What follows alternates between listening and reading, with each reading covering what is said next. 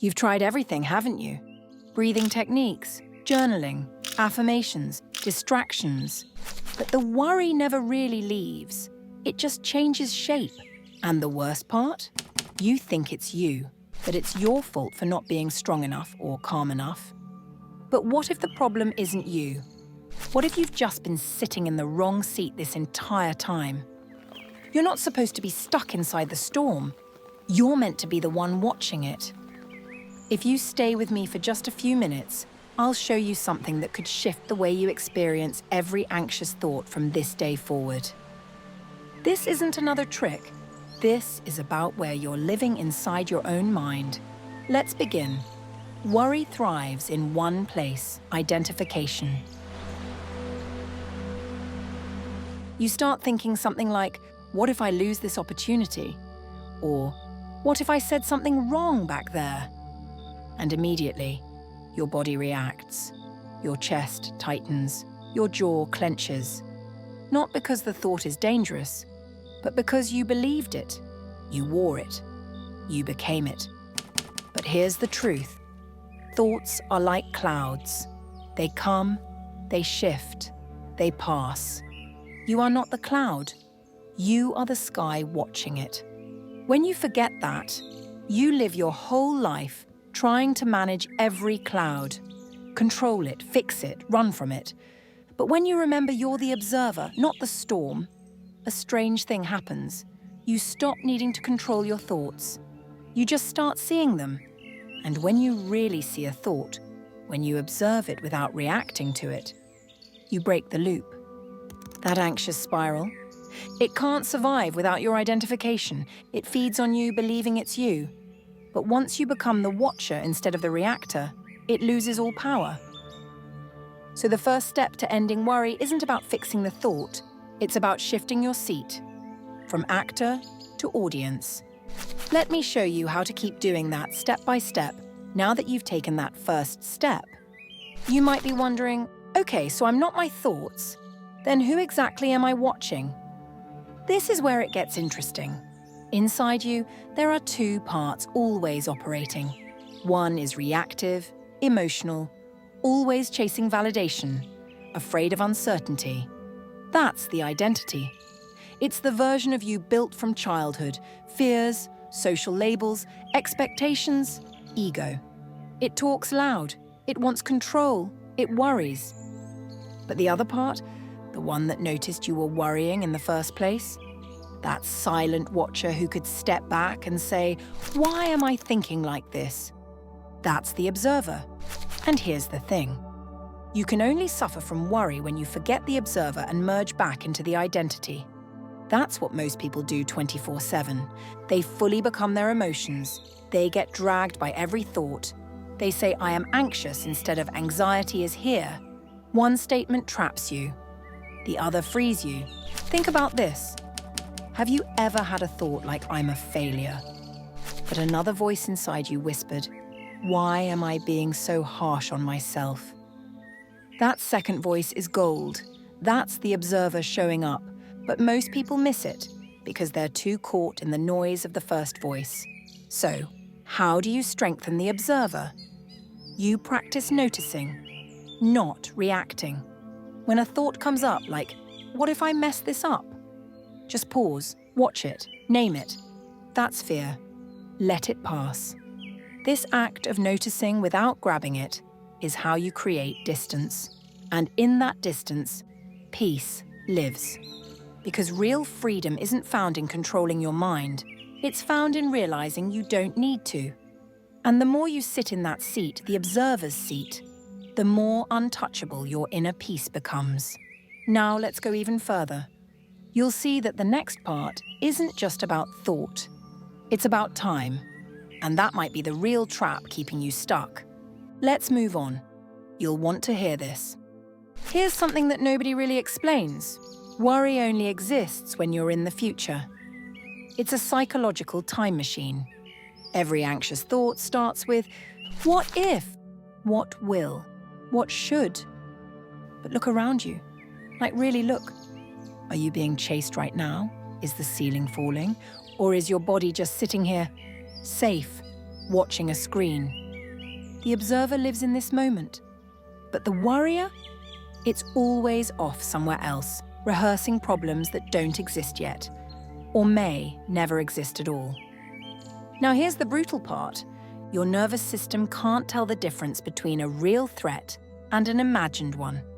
So every time you mentally run through a worst-case scenario, your body actually suffers for it.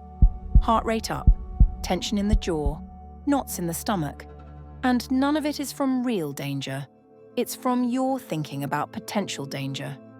You're not just stressed, you're time traveling. And we do it constantly.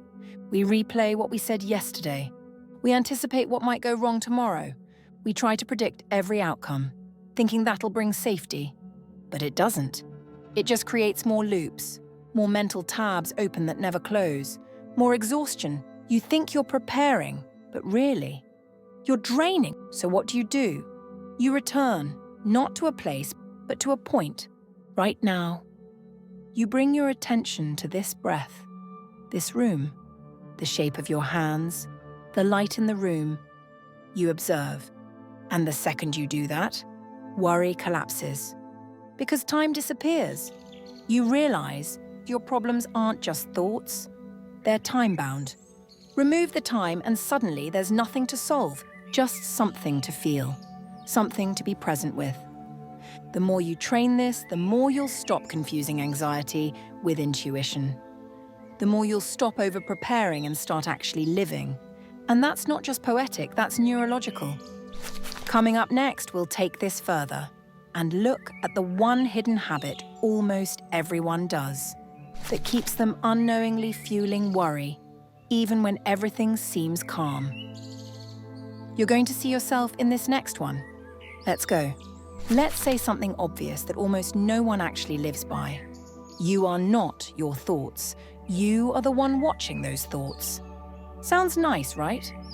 But what does it really mean?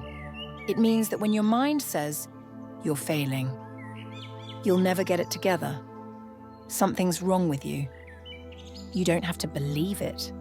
You can observe it. The same way you watch a car pass by on the street. You don't chase it, fix it, or argue with it. It passes, and so does the next one, and the next. Your mind? It's like a highway. And the observer? That's the part of you sitting on the sidewalk just watching traffic. But here's the catch. We've been raised to believe that if we think it, it must be true. If a worry shows up, we take it seriously. If a self-judgment appears, we internalize it. If we feel uncomfortable, we assume something's wrong. But none of that is reality. It's just noise in the mind. And once you realize that noise isn't you, a massive weight lifts off your chest. You stop reacting to every little fear like it's a fact. You stop spiraling when an uncomfortable emotion shows up. You stop identifying with every single voice that pops into your head. And instead, you become curious. You start noticing patterns. Oh, look, there's that old belief again. There's the same fear I had last week still trying to hook me. You don't push it away. You don't fight it. You watch it. That's the power of the observer. It doesn't resist. It just sees. And seeing clearly is what dissolves illusion. Because when you become the observer, worry loses its grip. Not because it disappears instantly, but because it's no longer in charge. And here's something wild. You'll start to notice that the thoughts that caused you the most pain were just habits. Loops, echoes from the past, not warnings, not truths, not intuition, just noise. And in that silence that follows, that's where you find yourself again. That's where the real you speaks. The calm voice, the stillness behind the storm, the space between thoughts. And in that space, everything you've been chasing, peace, clarity, even joy, was already waiting for you. This next part is the final piece, and it brings the whole message home. It's a challenge, a test you can try tonight, and feel the results for yourself. But before we get into this last piece, the one that's going to flip the entire concept of worry on its head, I want to say something, if you're still here. Congratulations, you stayed with yourself long enough to learn something that can change your relationship with your own mind. And that's not easy in a world that wants you constantly scrolling, distracted, or numbed out. So here's what I want you to do before we continue. If you haven't already, subscribe, like, and leave a comment with the words, "The shift has already begun." Just that. So I know you're one of the ones who felt it. Now, let's get to the last piece, the actual test, the observer's challenge, the still frame. Here's what you're going to do tonight, and only you will know if you really do it. Somewhere in your day, you'll feel it. That rise of mental noise, the worry, the spiral, the old loop starting again. And in that moment, pause. Just pause like you're taking a screenshot of your own mind, like you're pressing freeze on your thoughts. And ask yourself one quiet question. Who's noticing this right now? Not, why am I thinking this? Not, how do I stop? Just, who's watching? And stay there, not thinking, not fixing, just noticing the noticer.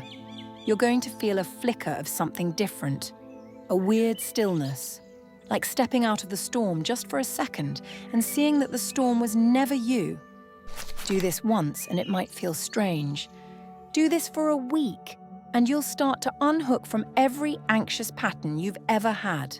Not because you fixed them, but because you stopped being them. This is what it means to be the observer, to know that you are not the voice in your head, you are the one who hears it.